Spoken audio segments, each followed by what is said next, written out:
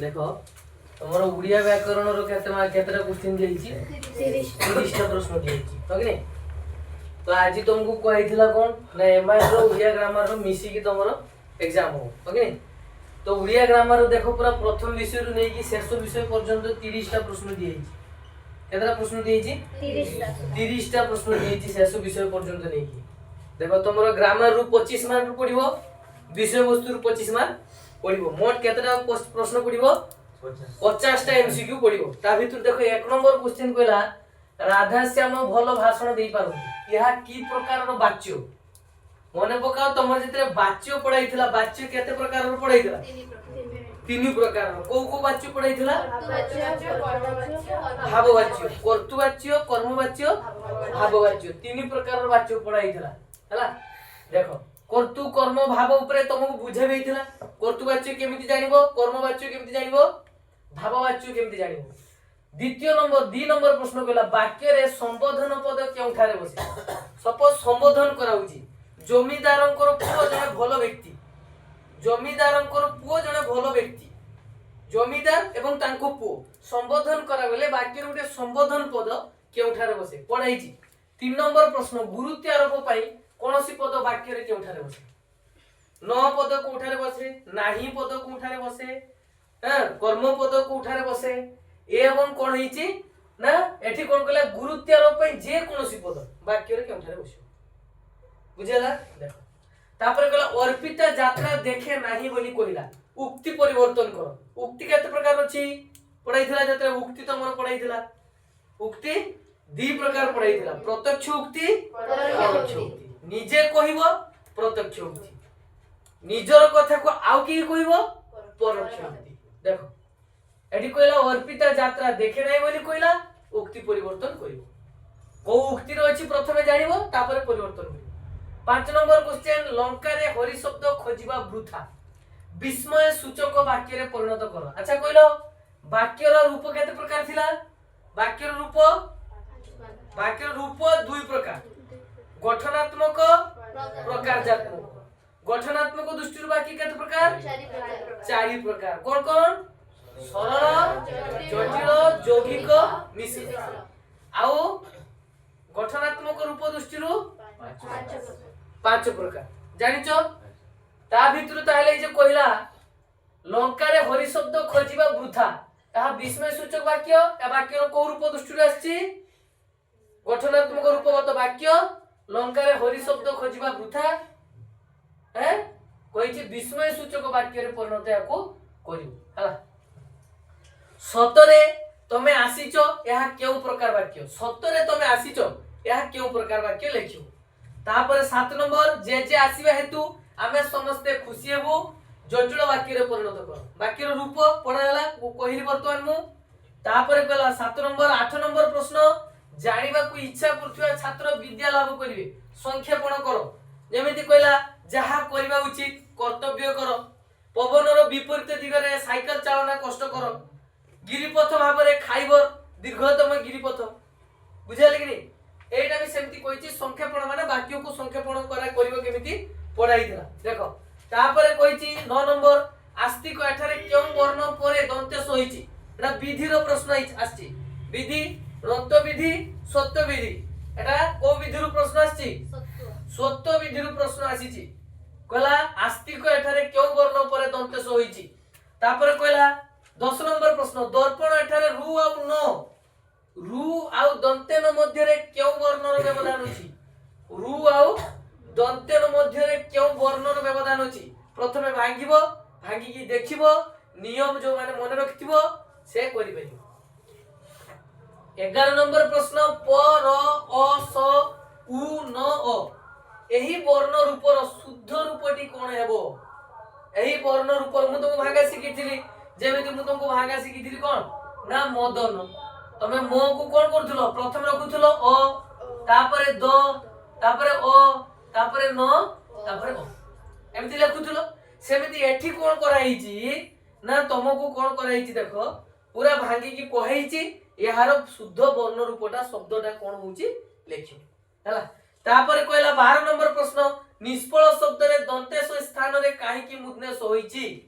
निष्फल रे 13 नंबर प्रश्न रोष एठारे मुद्नेश थिबार कारण कोन विधि सेई करि परिबो जे नोत विधिर जेतेटा नियम पढाइथिला स्वत विधिर जेतेटा नियम पढाइथिला जे पढिछि से करि परिबो माने करि परिबार संभावना नै तापरे कहला देखो अपराह्न यह की प्रकार शुद्ध रूप 14 नंबर प्रश्न अपराह्न यह की प्रकार शुद्ध रूप करिया पे विभिन्न प्रकार शुद्ध रूप थिला जेमिति कि हमर बनानगत वचनगत समासगत संधिगत विधिगत विभिन्न प्रकार 11टा उपादान पढाइथिला 11टा उपादान भितरु यह कहला अपराह्न यह की प्रकार शुद्ध रूप लेख 15 नंबर प्रश्न अनुवादित यार शुद्ध रूप लेख माने एठी बनान भूल अछि याको ठीक करिके लेखियो हला 16 नंबर प्रश्न सबु छात्र माने यह की प्रकार शुद्ध रूप बनानगत वचनगत विधिगत समासगत तद्धितगत को प्रकार शुद्ध रूपटा लिखियो 17 नंबर फसर फाटिबा आसीगला रूढी फसर फाटिबा यह क्यों प्रकार ए रूढी रो अर्थ लेख 18 नंबर धीर पानी पत्थर काटे लोकवाणी आसला एही लोकवाणी रो अर्थ लेख देखो अछि तो बहुत किंतु ता भितरु सिलेक्शन करि कि दियाउची 19 नंबर प्रश्न जत्न कले रत्न मिले लोकवाणी रो अर्थ तापरे 20 नंबर प्रश्न बाटो काटिबा रूढी रो अर्थ 20 नंबर प्रश्न देखो बाटो काटिबा रूढी रो अर्थ तापरे 22 नंबर प्रश्न कहला कोन जोपा माली यह क्यों प्रकार रूढी रूढी केते प्रकार रो अछि रूढी केते प्रकार रो अछि तीन प्रकार कोन कोन क्रिया युक्त क्रियाहीन तुलनात्मक तीन प्रकार रूढी अछि जोपा माली यह क्यों प्रकार रूढी लेखिबो तापरे कहिछि कोन सुआ परी घोषिबा कोन कहिछि सुआ परी घोषिबा यह क्यों प्रकार रूढी हला लेखिबो को प्रकार रूढी तापरे कहिला देखो 23 नंबर प्रश्न कहला चक्षी छंदर तृतीय पादर अक्षर संख्या केते छंद आसीगला पद पाद ज्योतिपात छंदर प्रकार भेद सब पढाइछि ए कहिला देखो चक्षी छंदर तृतीय पादर अक्षर संख्या केते तापरे कहला नेक्स्ट प्रश्न 24 कहला चिलिका काव्य डैश छंदरे रचित चिलिका काव्य जो तमरो पढाइतला सेइथिरे छंदरे लेखा होची प्रति कविता छंदरे लेखा जाए कविता भितरे छंद थाए छंद थाए तेणु या चिलिका काव्य क्यों छंद रचित 25 नंबर क्वेश्चन गुज्जरी छंद क्यों क्यों अक्षर ऊपरे ज्योतिपात करे ज्योतिपात माने कोन जेते बेले माने कोन पाठक अध्ययन करथिबा समय निजर सुविधा अनुसार विश्राम करे बा श्वासघात करे ताकू कोन कहे ज्योतिपात प्रति अक्षर अनुसार ताकू गणना करा जाए पढिला बेले बुझा जाइथिला 25 नंबर प्रश्न 26 नंबर प्रचेता प्रबाल प्रसाद रुचि नील निरु बा फुटी बाहरुचि ता तळको लेखा जाए मुई सेमति लेखि देछि एठारे डैश अलंकार प्रयुक्त होईछि आउथरे कहूछि प्रचेता प्रबाल प्रसाद रुचि नील निरु बा फुटी बाहरुचि एठारे डैश अलंकार प्रयुक्त होईछि तापरे 27 नंबर क्वेश्चन मुख चंद्र परि सुंदर एठारे उपमेय किए उपमेय उपमान उपमवाचक शब्द श्रेष्ठ पद एगुडा सब बुझाइथिला कुआइथिला केमिति कोठु बाहरिबो हला याको जदी ए जो प्रश्न जेति को प्रश्न कुआउची जदी किए कोनोसी प्रश्न पर डाउट था परवर्ती समय रे बुझिबा पई चाहिबो जे कोनोसी विषय रो प्रश्न को निज डाउट निजे पचारिबो पुणी आउथरे थरे नुए 10 थर पचारले बुझी दिए तापर देखो बाबू नाको सिरी दान योग्य जसा को एठारे श्रेष्ठ पद किए कोथिल देखो बाबू नाको सिरी दान योग्य जसा को एठारे श्रेष्ठ पद किए 29 नंबर क्वेश्चन बरजी बरसे देई मानस बरजी बरसे अमेध्य ग्रास कहला एठारे क्यों अलंकार होईची एठारे क्यों अलंकार प्रयुक्त होईची 30 नंबर 30 कहला 30 नंबर प्रश्न चक्षी छंदर तृतीय पादर क्यों क्यों अक्षर ऊपर ज्योतिपात हुए चक्षी छंदर तृतीय पादर क्यों क्यों अक्षर ऊपर ज्योतिपात हुए सर्वमोट प्रश्न केतना अछि 30 टा प्रश्न अछि 30 टा प्रश्न पई गोटे प्रति प्रश्न पई केते मार्क 1 मार्क प्रति प्रश्न पई तुमको ऑप्शन मिलिबो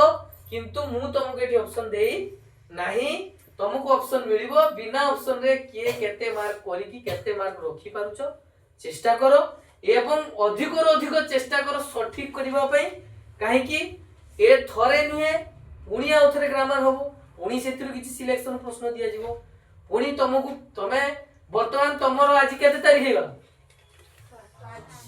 आज 5 तारीख तेणु तमरो 5 तारीख रे तमे जो माने समय आसी गलानी आउ केते दिन तुम परीक्षा करेगा केते तारीख परीक्षा तमरो 19 तारीख तमरो परीक्षा जदि 19 तारीख परीक्षा 19 तारीख दिन छाड़ दियो 18 ताले फेब्रुआरी मास रे केते दिन रहला 18 दिन जनवरी मास रे रहला केते दिन 25 दिन तेणु 25 दिन 18 दिन सर्वमोट केते दिन रहला सर्वमोट केते दिन रहला दीक्षा दीक्षा राव को सर्वमोट केते दिन रहला